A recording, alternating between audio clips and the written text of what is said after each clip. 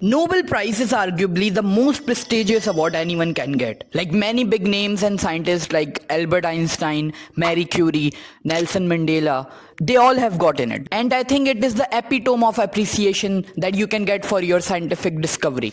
But how do you even get one? Like, I can solve one side of a Rubik's Cube. Where is my Nobel Prize?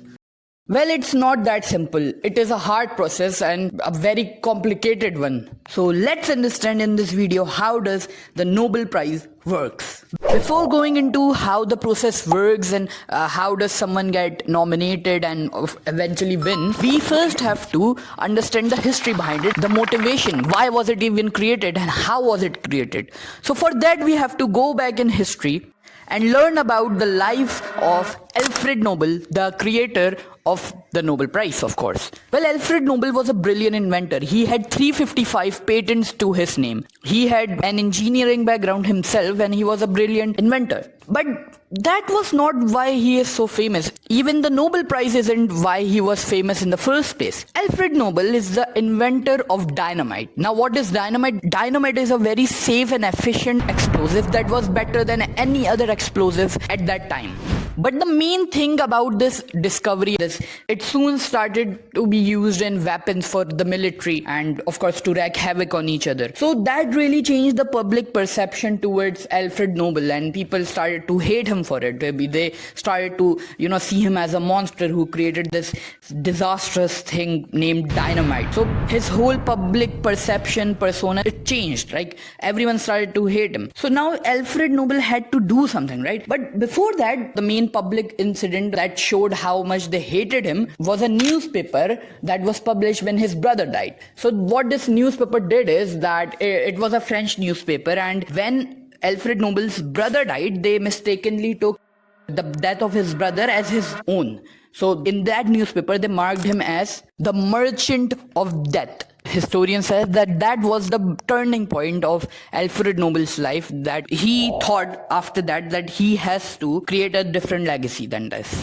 So in his last will and testament before his death, he decided to donate all of his money, which was 31 million Swedish kroner, which was a lot of money at that time, to create a fund. And the profits from that fund or the interest from that fund was used to distribute prizes to the people who achieved the best scientific feats in the preceding year. Alfred Nobel himself stipulated that the Nobel Prize should be given in these 5 categories: physics, chemistry, physiology or medicine, literature, and peace. And just like this, after his death, the first Nobel Prizes were given in 1901, where Wilhelm Roentgen, who famously discovered X-rays, won it in physics, and in chemistry, Jacobus Henricus won it for the discovery of laws of chemistry, and these were the others that won in the other 3 fields. So that was the whole purpose behind it. But of course, Nobel Prize back then and now is very different. It was also secretive back then, but now it's like highly secretive. And it is a very closed event. So first, let's understand who does get even invited into these events. So let's assume that we are talking about the Nobel Prize of 2026. So for that, the Nobel Prize makes a committee. This committee is made in, like, for example, if the Nobel Prize is in 2026, then the committee would be made in fall of 2025, right? What this committee does is that first of all, it sends invites to highly qualified individuals, which can be previous Nobel Prize winners, university professors, and other qualified researchers. Also, for the Nobel Peace Prize, the members of National Assembly can also get an invite, but it is only for the Nobel Peace Prize. What these guys or these highly classified individuals do is that they nominate a candidate that they think should win the Nobel Prize the following year. But the rule is that they can't nominate themselves. So for example, if I get an invite and I can also be a candidate for, to win the Nobel Prize, I can't nominate myself. And this is a very strict rule. If you break it and self-nominate,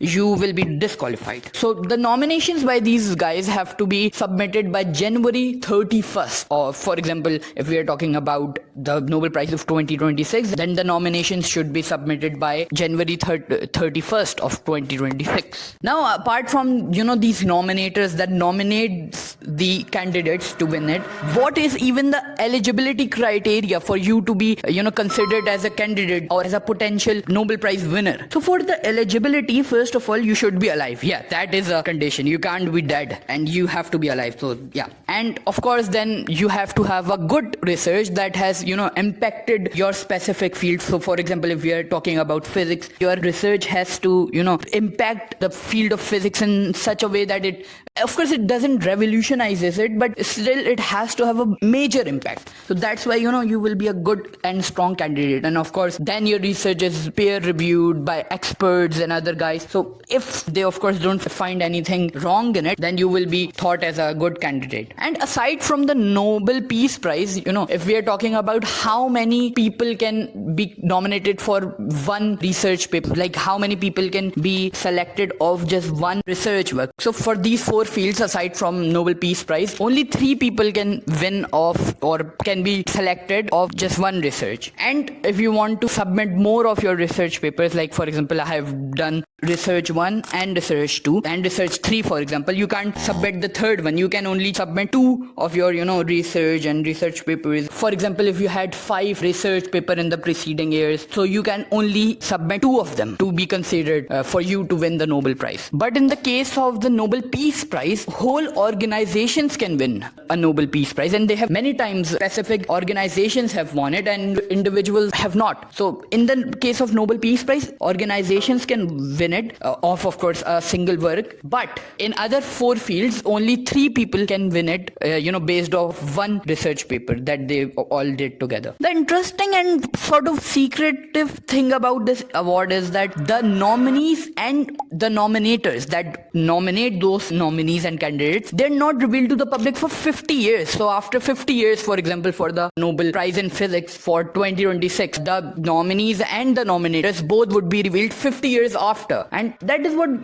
people also seem to hate about these awards, is that why are they so secretive? And of course, people don't seem to trust things that are this secret, because of course they have the genuine reason because they are not open to them. But still, apart from its, this sort of secrecy, it's the highest and the most prestigious award any, I think, scientist or anyone in their respective field can get their hands on. And yeah, it is pretty cool. So that's how, the Nobel Prize works. We understood how it works and what was the history behind it. Don't forget to like the video and subscribe to the channel, and you can watch this video that what would happen if you fall into a black hole.